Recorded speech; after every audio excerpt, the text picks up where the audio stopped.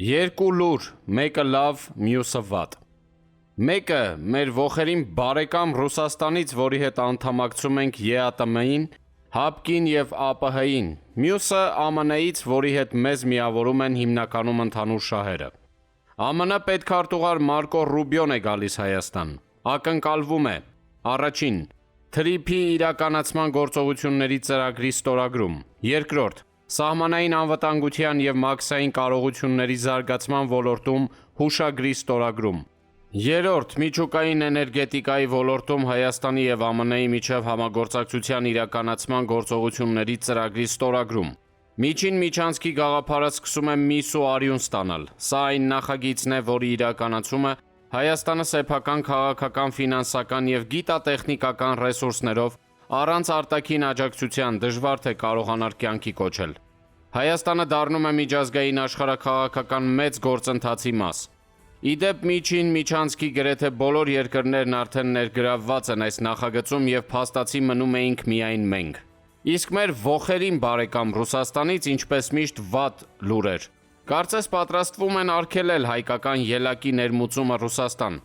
Ինչ ասեմ, բավականին համարժեք քայլեր են։ Աստծուց առաջ չընկնեմ, բայց համոզված եմ, ամեն ինչ լավ է լինելու և Մարկո Ռուբիոյից ու ընտրություններից հետո Դոնալդ Թրամփն է գալու։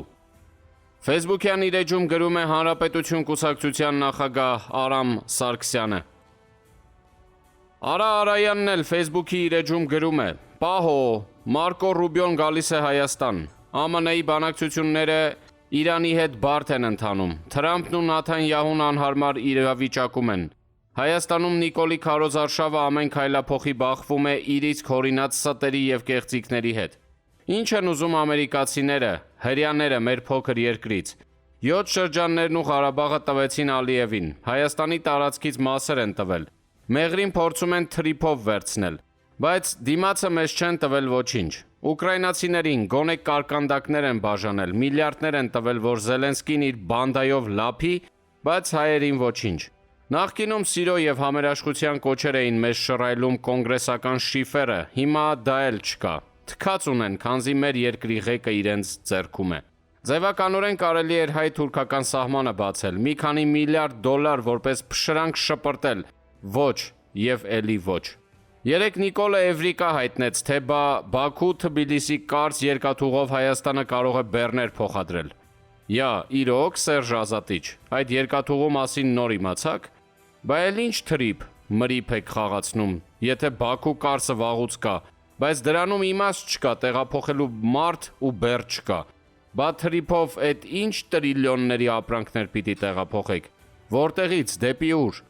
Այդ հեքիաթին կարող են հավատալ տգետ և կռապաշտ մարդիկ, բայց ցանկացած բանականությամբ օժտված մարդու համար հասկանալի է, որ թրիփով մեզանից խլելու են ոչ միայն մեղրին, այլ ողջ Սյունիքը։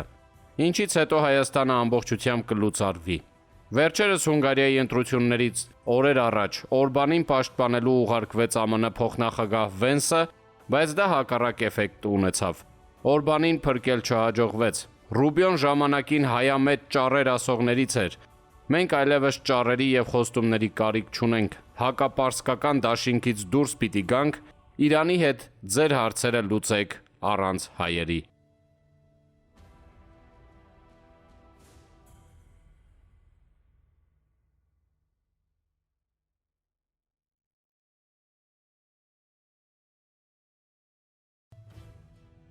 Մենք վերցնելու ենք իշխանությունը, ես ինձ չեմ տեսնում ընդդիմության առաջնորդի կարգավիճակում, ասել է Հայաստանի հաջորդ վարչապետ նշանակված Սամվել Կարապետյանը։ Նա միաժամանակ վստահեցրել է, որ հազարներով դուրս են գալու փողոց։ Ընտրություններով իշխանություն չեն վերցնում, իսկ հաղթած ուժը հազարներով փողոց դուրս չի գալիս։ Որքան էլ սոցհարցումների արդյունքները կասկածելի լինեն, վերջին օրերի տվյալները աներկբայորեն վկայում են, որ ուժեղ Հայաստան կուսակցությունը Հայաստան դաշինքը և ԲՀԿ-ն խորհրդարանական ընտրությունների արդյունքներով Գյումրի 2 իրականացնելու չեն ձգում։ Այսինքն գրեթե բացառված է, որ այդ 3 ուժերը առանձին մտնելով խորհրդարան, այնտեղ կոալիցիոն մեծամասնություն կազմեն և ընտրեն վարչապետ ու ձևավորեն կառավարություն։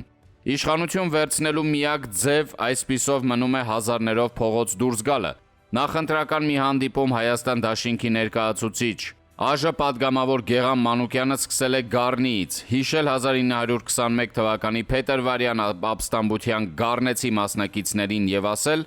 որ ինչպես այն ժամանակ է Հայաստանը ազատագրվել, այնպես էլ պետք է այսօր լինի։ Փետրվարյան ապստամբությունը քաղաքական իմաստով կանոնիկացվել է, երբ ՀՅԴ-ն Հայաստանում կոալիցիոն իշխանության մաս է կազմել։ Խորհրդային շրջանում այն կոչվել է դաշնակցական ավանտյուրա։ Հայաստանի անկախության առաջին տարիներին այդ մասին ոչինչ չի ասվել։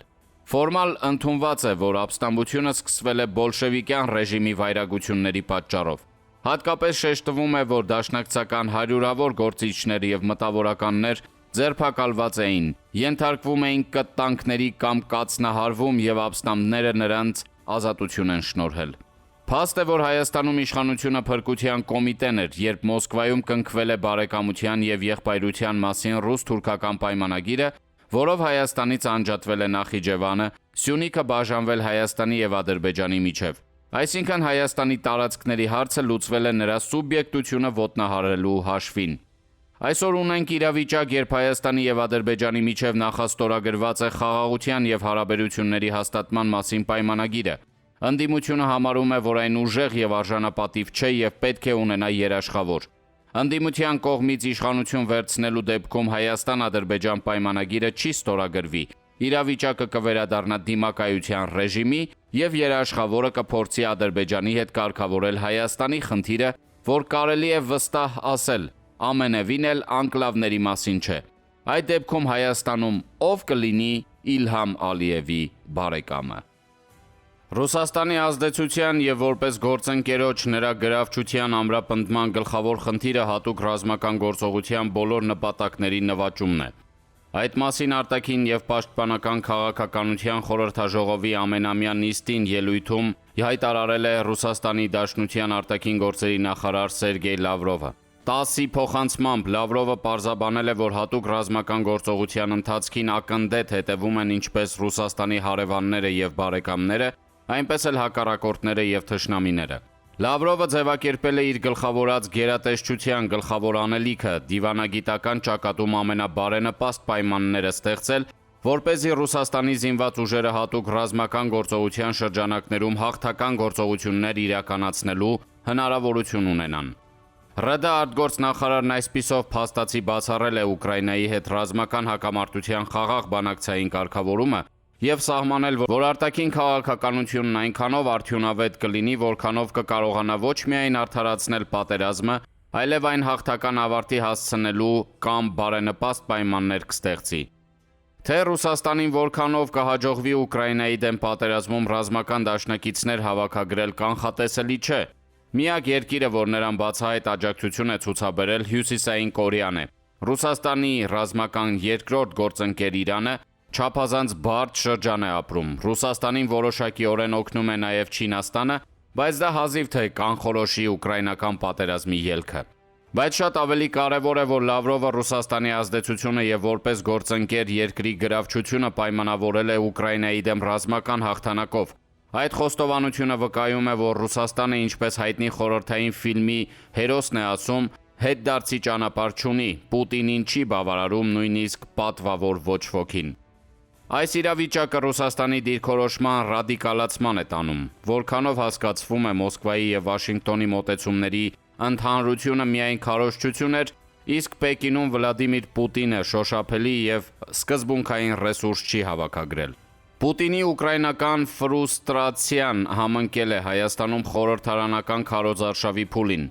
Մոսկվայում Հայաստանի ընտրությունը գնահատվում է Ուկրաինայում հաղթանակ թե պարտություն սակրալ հարցադրման տիրույթում։ Վերջին օրերի բացահայտ հարձակումները խիստ մտահոգիչ են։ Ցավոք Հայաստանի ընդդիմությունը չի կատարում հիմնական առաքելությունը, հանդես չի գալիս որպես հայաստանյան քաղաքական սուբյեկտ։ Այս իրավիճակը գործող իշխանությունների վրա կրկնակի պատասխանատվություն է դնում ոչ միայն պահել ինքնիշխան ընտրության իրավունքը, այլև ապահովել քվեարկության եւ հետընտրական փուլի կայունությունը, ներքին ցնցումներ թույլ չտալ։ Ուկրաինայում պատերազմողների համար նպաստավոր պայմաններ ստեղծելու համար Մոսկվան կարող է Երևանում նավակ ճոճելու փորձ անել։